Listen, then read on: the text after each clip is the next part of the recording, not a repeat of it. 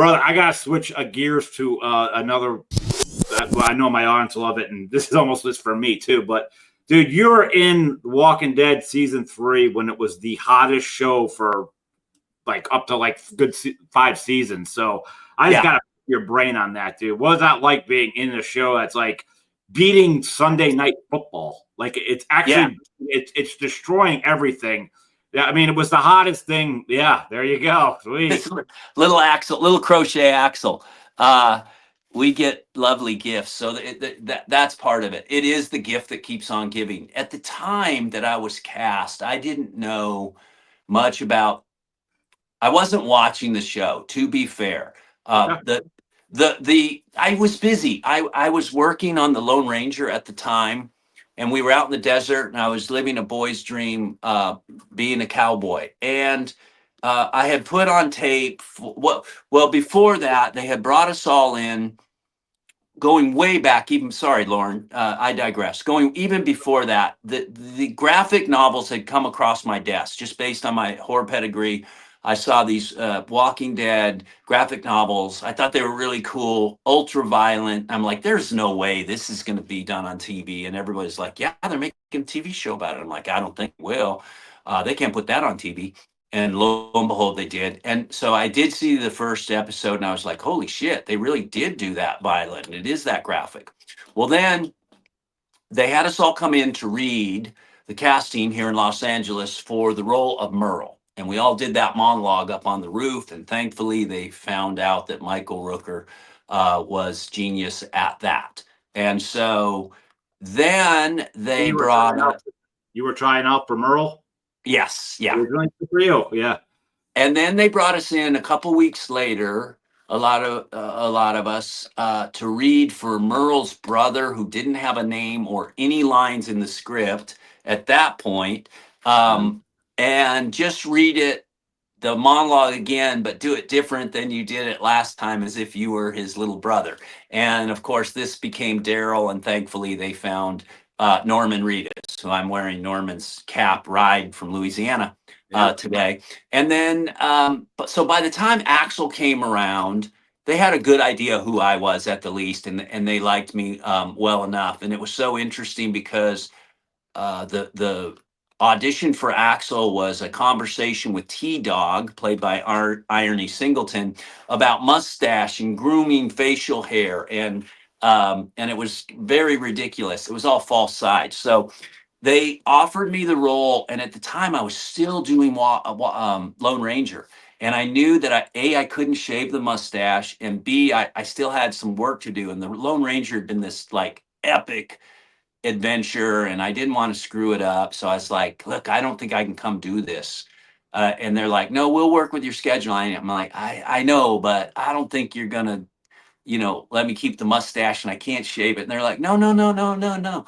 And so it did all work out. And so when I showed up, I only knew one person on set, and that was Norman, because we had been friends here in Hollywood, and I didn't see him. And I saw these fake names like Godzilla and Raptor on people's trailers doors on there, and I thought I had got duped. I thought, oh, this is some YouTube show I've hired on to do. And then finally Norman comes out. He goes, yeah, we're trying to fly under the radar over here. And I'm like, why? And he goes, you'll see. And I did. And so it was great. One more story.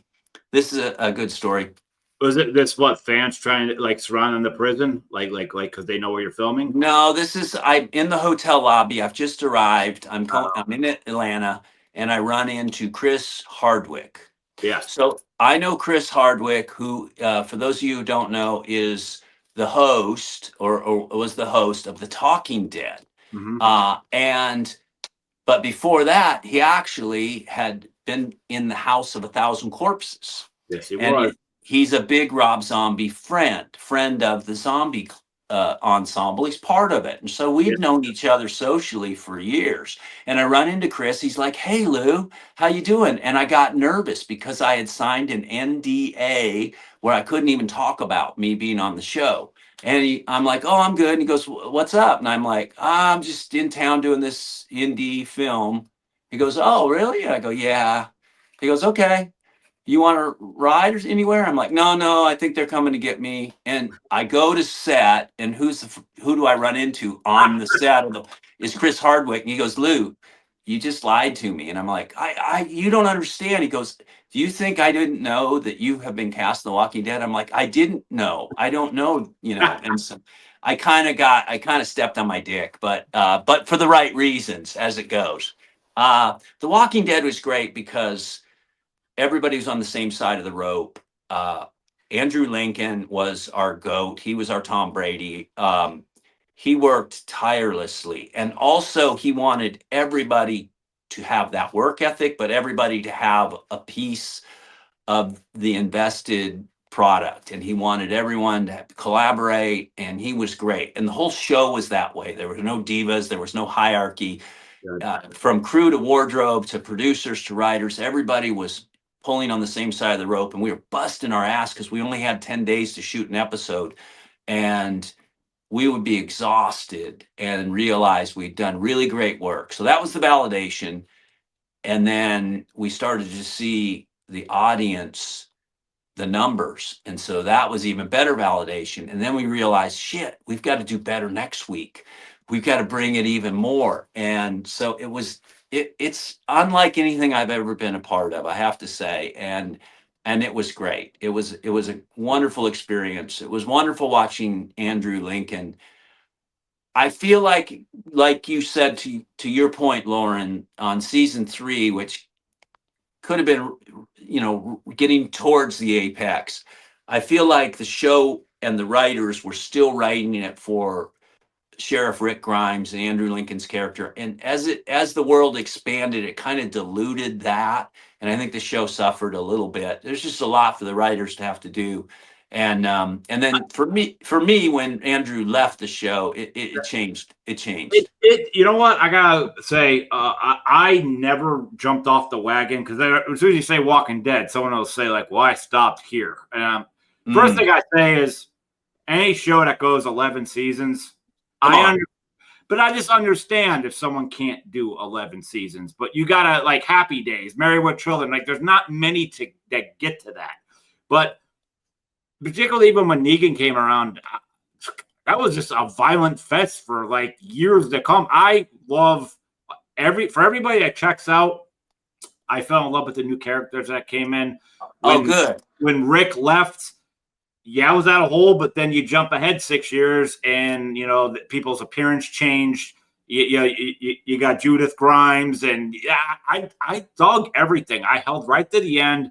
And I think it's smart with Dead City and Daryl and Rick and Michonne. Like, just shoot 6 episodes.